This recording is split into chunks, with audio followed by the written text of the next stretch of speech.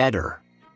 Mac Pallister. Sebastiano, la Cattaneo vuole spizzicarsi l'ultima carta e ha preso altri 30 giorni. Ti aspettavi una decisione di questo tipo? Io ho parlato ieri col dottor Barisani, gli ho chiesto, ascolta, come sono, anche noi siamo rimasti un po' così sorpresi da questo. Se tutto questo può essere utile, per carità, che le indagini vadano avanti. Tutti vogliamo leggere finalmente questa consulenza, perché è fondamentale poi per la ricostruzione di quello che è accaduto a Liliana. Non ce l'aspettavamo, comunque siamo abituati, può capitare, il fatto è che sono passati 3 anni dalla morte di Liliana e siamo qui ad aspettare, ma io ho partecipato all'incontro, ho partecipato, è durato veramente poco.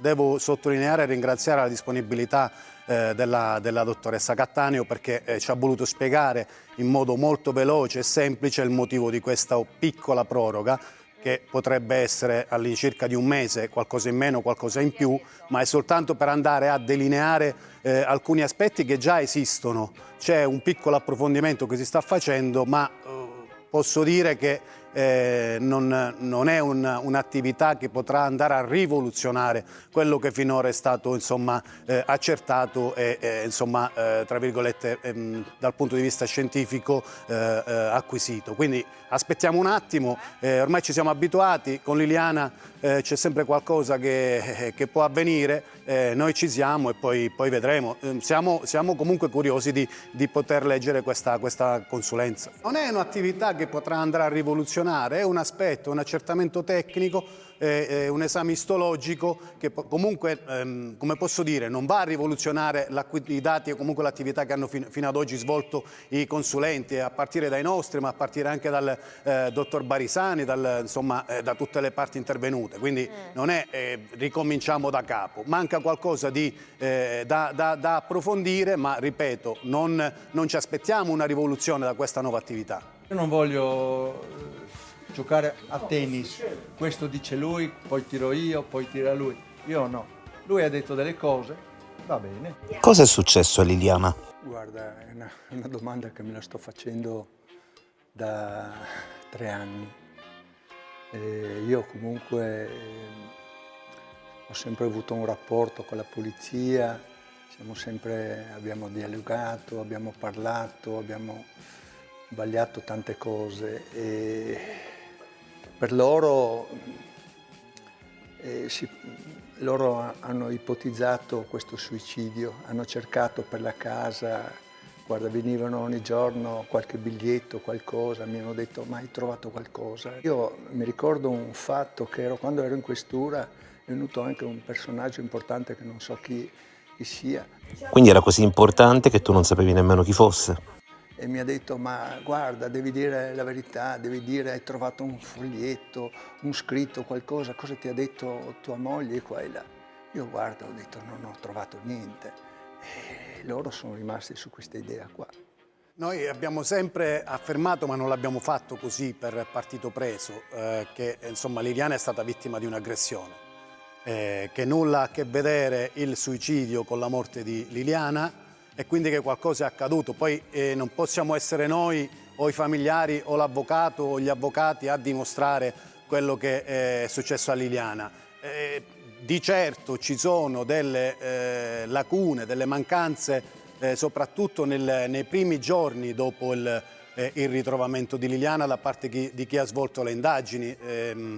Posso pensare a come sono state conservate tutto ciò che è stato rinvenuto sulla scena del ritrovamento del corpo, posso pensare ai ritardi nell'autopsia, posso pensare al fatto che sin da subito si è parlato di una scomparsa volontaria, posso parlare del fatto che leggiamo negli atti a noi non interessa dove è stata Liliana nei giorni in cui era assente, però determiniamo il decesso nelle 48 ore, 60 precedenti al ritrovamento. Insomma, si è partiti con difficoltà e in modo negativo, cioè nel senso abbiamo dovuto portare a conoscenza degli inquirenti tantissimi elementi, da come è stata ritrovata, da come era vestita, soprattutto nei rapporti. Non c'era stata stata un'indagine nei rapporti o comunque nel quello che Liliana era, la persona che era, la voglia di vivere che aveva, il fatto che comunque aveva una relazione con Claudio Sterpin. Insomma, abbiamo cercato di aiutare gli inquirenti, ora saranno loro a doverci dare delle risposte che noi aspettiamo. Questa cosa è solo nella testa di Claudio Sterpin, queste cose qua. Cioè, io non accetterò mai uno che mi dice che aveva una storia d'amore con mia moglie, ma stiamo scherzando di questo? Cioè, io non accetterò mai questo. Noi, ecco, io ad esempio il signor Visentini lo comprendo perché è il marito, però poi abbiamo dovuto aspettare quasi 3 anni per fare degli accertamenti sul telefono di Liliana ed è venuto fuori poi insomma un bel, tantissimi messaggi, un compenso importante di messaggistica che ci fa dire che comunque tra queste 2 persone c'era un rapporto che non è un rapporto di amicizia. Questo è chiaro, è agli atti. Ora il signor Visentini io lo comprendo, lo capisco da coniuge, da marito, però i dati fattuali e comunque oggettivi ci possono far dire che invece c'era qualcosa di diverso rispetto ad una relazione di amicizia. Lei era sportiva e Claudio Sterpin era presidente del marathon, di conseguenza questo rapporto di amicizia era evidente. Noi ogni tanto andavamo, lei non gareggiava più, però andavamo a delle cose che venivano. I messaggi tra Liliana e Claudio però parlano chiaro. Questo lasciamo a chi di dovere cercare di capire, perché queste robe criptate, nascoste, sono abbastanza strane. No, è stato fatto un accertamento diverso, con una metodologia diversa che ci ha permesso, grazie al nostro consulente Zorzi, di sollecitare questo tipo di attività. La Procura in questo caso ha accolto la nostra richiesta, è emerso invece tutto un mondo che invece era lì, era presente, era nel telefono, era nel cellulare, però non era stato insomma prelevato e è quello che poi è andato a dimostrare quello che stiamo dicendo noi, quello che dicono i familiari di Liliana, che comunque Liliana stava per prendere una scelta diversa di vita, perché questa persona esisteva. Quindi Claudio Sterpin, secondo quello che stiamo sostenendo noi, e apro e chiudo una parentesi, noi sin da subito alla Procura abbiamo detto guardate, non si tratta di suicidio ma di omicidio, attenzionate tutti, anche il primo Claudio Sterpin. Abbiamo poi, leggendo gli atti, studiando gli atti, abbiamo compreso che Claudio Sterpin sta dicendo la verità. Poi il resto lo dovrà fare la Procura, ma sicuramente è un elemento che, acquisito in tempi precedenti, poteva darci insomma ulteriori spunti investigativi che sono arrivati ultimamente. Guarda, anche se fosse vero, guarda, ti dico sinceramente, questa amicizia, per me è una grande amicizia, non è una storia d'amore, vanno interpretati, ma io questi messaggi d'amore, a noi a Trieste si usa dire amore mio, quello, quell'altro, tesoro, questo, quest'altro. Io anche con le mie amiche uso questo dialogo. Claudio ha raccontato tante cose, però dimentica altre cose, no? Ultimamente sentivo l'altro giorno che ero a Trieste, che questa banda degli onesti, come li ho chiamati io, si sono chiusi, hanno chiesto silenzio stampa per stare vicino a Sterpin in quella famosa storia della botola. Cioè, lui ha dimenticato di dire delle cose fondamentali, importanti. Cioè, trovare una botola dentro in casa con le tracce di Liliana, lo dice lui che Liliana andava anche giù, su e queste robe. Ma metti il caso che avessero trovato a casa mia una cosa del genere, io che fine avrei fatto? Invece lui viene trattato come una persona anziana che può aver dimenticato queste cose qua. Ma non c'è un silenzio stampa. Stavano aspettando, sono stanchi. Cioè, prendiamone atto che le persone a cui, insomma, Liliana a cui era legata, Liliana erano legate, insomma, sono stremati. Cioè, hanno fatto una battaglia. Se oggi noi stiamo parlando non più di suicidio ma di omicidio, che poi è quello che è il capo di imputazione, insomma, contestato a nessuno perché è contro ignoti, però è grazie a loro. È grazie al loro impegno, non grazie all'impegno di qualcun altro, perché sono loro che hanno sempre affermato che si trattava di omicidio. E vi posso dire che non è una questione di silenzio stampa, stavano aspettando la consulenza e adesso non lo so se poi decideranno insomma, di partecipare, di parlare, di fare, però non è una questione. C'è stato un momento di difficoltà effettivamente di Claudio Sterpin dal punto di vista della salute, ma non è che è stato quello il motivo per il quale non hanno poi partecipato insomma, in altri programmi o altro. La botola è qualcosa che, come posso dire, non è dirimente, non è importante, anche perché la botola è presente insomma, in quelle zone, cioè non è qualcosa di così, cioè, ha tenuto segreto la botola, ma Sterpin è stato il primo, è andato lui a portare il telefono, a consegnare il telefono agli inquirenti, è andato lui a dirgli che aveva una relazione, è andato lui a dire guardate che dobbiamo andare a convivere, è andato lui che insomma, è stata una delle persone con le quali ha parlato Liliana. Qualcuno si infastidirà, però c'è già in atti, già prima della richiesta insomma, di archiviazione, Liliana aveva fatto una ricerca, ci sono degli elementi, delle informazioni che ci dicono Liliana probabilmente voleva una nuova vita, attenzione, cioè il fatto di trovare una nuova casa, il fatto di trovare, insomma, di cercare informazioni per come separarsi senza avvocato, insomma, cioè io ripeto, poi non siamo noi che dobbiamo stabilire chi è stato, se è stato qualcuno o qualcun altro. Gli inquirenti faranno le valutazioni, ma non credo sia un dato dirimente ed importante questo della botola, che poi è nato su delle indicazioni, su una foglia sotto una scarpa, che poi non era una scarpa, di un consulente che ha depositato un'informazione, cioè che invece era una foglia e basta. Cioè, lasciamo perdere. Non ho capito niente di quello che ha detto, guarda. No, le dico io, tutto questo della botola, la questione della botola nasce perché c'era stata un'informazione sul fatto che era stato rinvenuto una sorta di materiale sotto la scarpa, ecco questo consulente sosteneva ciò e quindi da lì si è cercato di dire che forse la botola o altro, ma era la foglia che era stata invece rinvenuta sotto la scarpa, c'è stato questo errore e da lì si è cominciato, è soltanto un'informazione giornalistica, non è un'informazione insomma data o una pista legata o comunque approfondita dagli inquirenti. Sebastiano, tenevi il telefono di Liliana sotto controllo come dice Claudio? Assolutamente, io non ero sotto controllo, non avevo sotto controllo Liliana, figuriamoci. Gli inquirenti probabilmente avranno anche analizzato tutti i telefoni, tutte queste cose.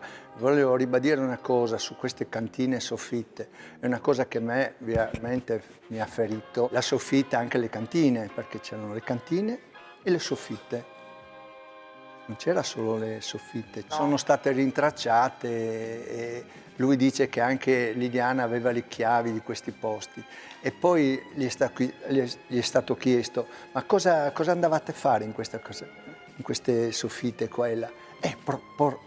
Provate a immaginare, no? Ma lei ha avuto un'operazione, qualcosa? Beh, ma sa, cosa vuoi?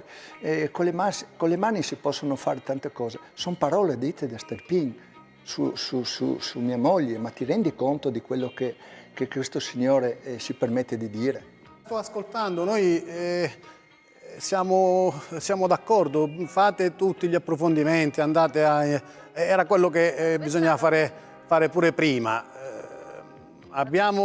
Questa è una mia opinione personale, importante in questa vicenda è ricostruire soprattutto le prime ore, i primi momenti di Liliana dall'uscita di casa sua. Da un certo punto di vista abbiamo delle informazioni che riescono a darci con certezza, quasi certezza, insomma, i movimenti di Claudio Sterpin e questo è un dato di fatto. Poi che andiamo a trovare le botole, andiamo a vedere le soffitte, andiamo a vedere se si troverà un elemento che legherà, come faccio un esempio, tracce di sangue, allora ci può stare insomma, un approfondimento di questo tipo, però non dobbiamo andare poi ad allargare troppo il giro, cerchiamo di concentrarci su quello che abbiamo, che per ottenerlo insomma, abbiamo lottato tantissimo e abbiamo lavorato tantissimo. La posizione di Claudio resta molto diversa dalla tua. Cosa significa queste cose che sta dicendo? Cioè io ho sempre rispettato quello che era la vita di Liliana, non mi sono mai intromesso. Io il fatto che io conoscessi la storia tra Liliana e Sterpin, assolutamente sapevo di questa amicizia, ma tutto lì. Silvia riferisce che poi tu una bella mattina, dopo la scomparsa di Liliana, fai il bucato e usi anche la candeggina.